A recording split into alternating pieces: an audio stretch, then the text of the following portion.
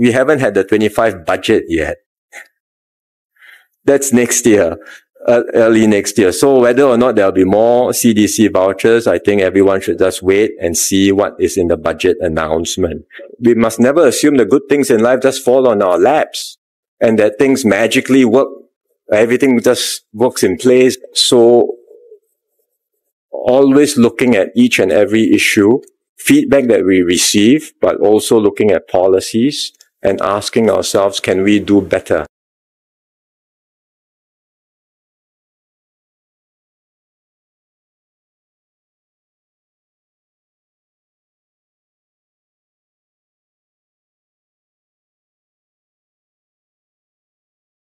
What we are indeed focusing on is to look at how we can create a more family-friendly environment in Singapore. So it's less of the perhaps older previous approach where it's incentives for babies, but rather than direct incentives towards procreation per se, it's to take the resources and see how we can use these resources to create a more family-friendly environment in general in Singapore.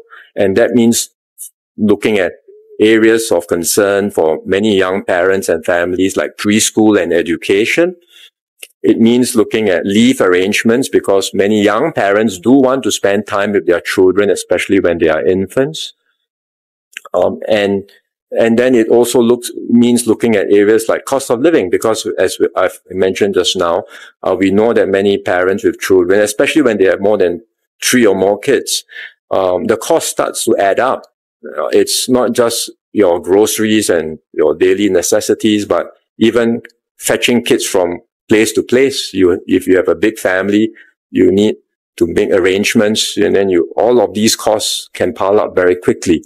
So if we focus our minds on these areas and apply resources in these areas of need, I hope we can create over time a culture, sort of appreciation that in Singapore we have an environment which is conducive for families. And then at the end of the day, we must let Singaporeans decide, but hopefully with that wider environment, more people will be encouraged and motivated to settle down and have kids.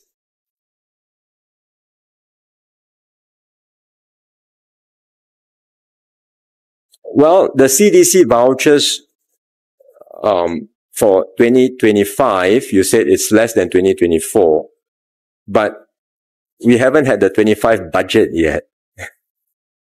That's next year, early next year. So whether or not there'll be more CDC vouchers, I think everyone should just wait and see what is in the budget announcement. CDC vouchers is one scheme where everyone gets something, broad-based help. But we also have other types of help besides CDC vouchers. This year, we are giving out cost of living payouts, cash payouts, for example, targeted at lower to lower middle income groups. We've got utility save rebates, for example, SNCC rebates. So these are more focused, targeted helps, and we will continue to review to see if whether it's broad-based or targeted measures, which ones, or how best to provide adequate support for the people who need help. And then, of course, as I mentioned just now, there is one new group which we think can benefit from more help, larger families, because we think their circumstances, given with more young children, the expenses do add up, and we are prepared to, and we are thinking about how we can provide more help to them. So we are indeed focused on looking at all of these different segments and thinking of different ways in which we can help address cost of living. So we will have to look at the data and what the indicators are with regards to income and inflation this year and next year, and then think about how we can put together the appropriate help, whether broad-based or targeted for the different segments, and we will do so in the budget in 2025.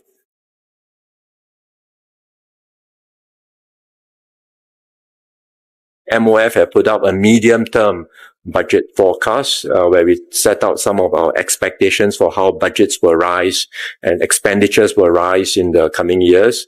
We had already started thinking about rising expenditure requirements due to aging populations, due to our rising social expenditures, and we knew that we needed to put in place revenue tax changes and adjustments in order to ensure that we have sufficient revenues for the medium term. So we will make sure that all of these additional new social initiatives that incur additional resources will be met by sufficient revenues in a way that's fiscally sustainable.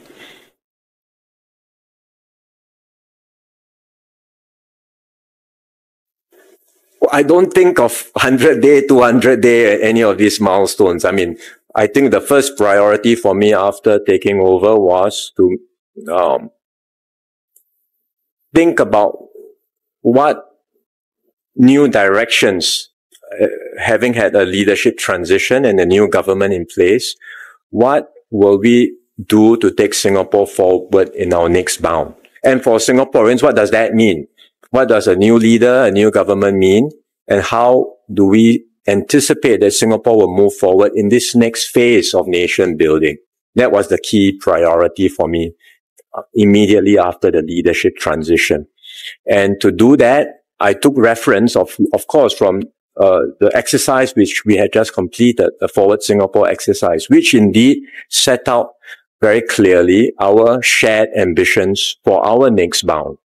And so, as I mentioned just now, one of my key priorities at the beginning is to flesh out what Forward Singapore means. Beyond the slogan, beyond the catchphrase, what does it mean in concrete terms? And I've tried to do over a period of, over the last few months, since taking over, in different engagements and different dialogue sessions, but the National Day rally itself was an opportunity for me for the first time at such a national platform to bring it all together and to crystallize it, hopefully in clearer and more concrete terms. And I hope I have been able to do that. But this is not the end of it. As I said, there will be more to come, and we are continuing to work on different issues.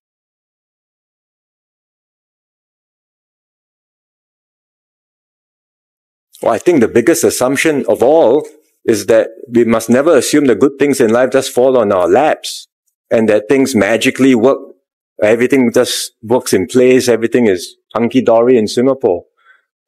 That will be the big assumption. And I think we have to continually question that, not assume that we can simply cruise along just with the status quo.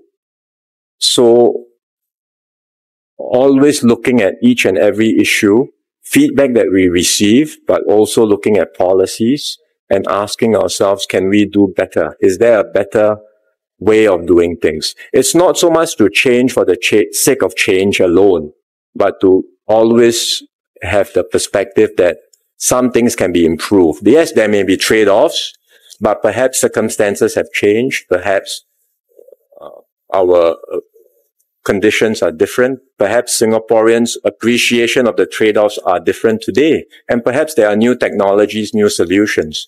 So in each of these areas, across all our policies, always looking to do better for Singapore and Singaporeans.